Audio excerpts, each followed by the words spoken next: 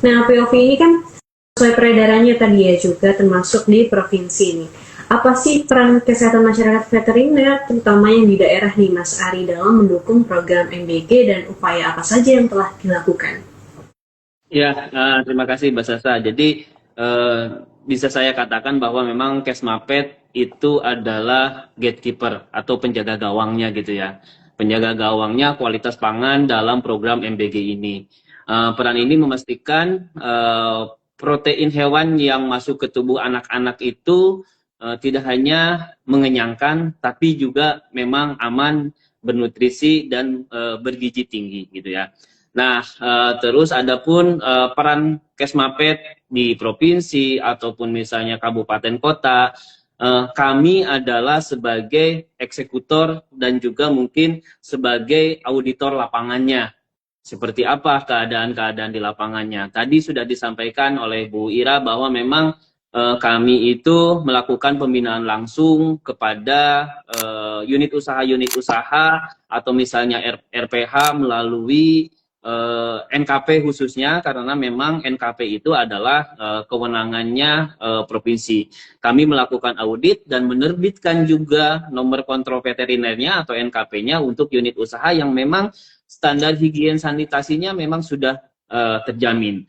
Tapi belum, istilahnya itu pun tadi disampaikan Bu Ira, memang kalau misalnya kita skalakan rata-rata yang ber-NKP itu skala menengah ke atas. Nah, kalau misalnya yang skala menengah ke bawah, kami melakukan pembinaan sehingga mudah-mudahan dengan pembinaan tersebut 2-3 tahun kemudian bisa tersertifikasi NKP dan memang ya semuanya sesuai dengan regulasi karena kami harus memastikan higien sanitasi di sepanjang rantai distribusi yang ada di wilayah Provinsi Banten gitu ya.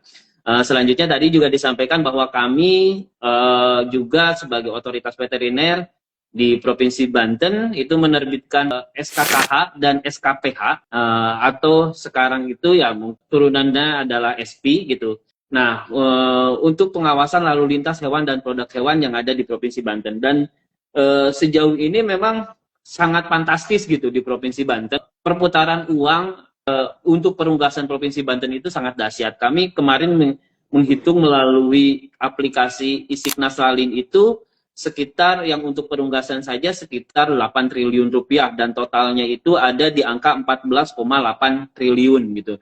Nah, itu juga merupakan hal yang bagus bagi kami di Provinsi Banten. Selain itu juga kami melakukan pengawasan unit usaha dan peredaran produk lain-lainnya gitu. Seperti kalau misalnya yang itu juga, yang pengawasan ini termasuk juga di dalamnya adalah pengawasan untuk HBKN dan lain. Nah, selain itu juga upaya konkretnya yang telah kami lakukan, ada 3 langkah yang kami lakukan untuk upaya konkretnya. Pertama adalah tadi karena memang NKP itu menjadi wajib gitu, kami melakukan percepatan sertifikasi NKP gitu. Kami jemput bola, mendampingi peternak, khususnya mungkin peternak yang memang 70% mungkin kalau program MBG itu adalah telur dan daging ayam gitu ya. Jadi kami prioritaskan yang itu, kami ajak mereka untuk yang belum memiliki perizinan yang bagus atau yang lengkap gitu. Nah, itu kami ajak supaya punya perizinan yang lengkap dan akhirnya bisa tersertifikasi NKV.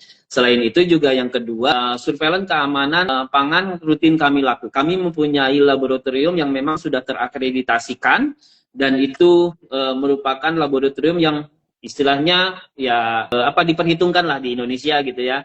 Dan itu kami melakukan seperti pemeriksaan bebas residu antibiotik, bebas salmonella dan lainnya.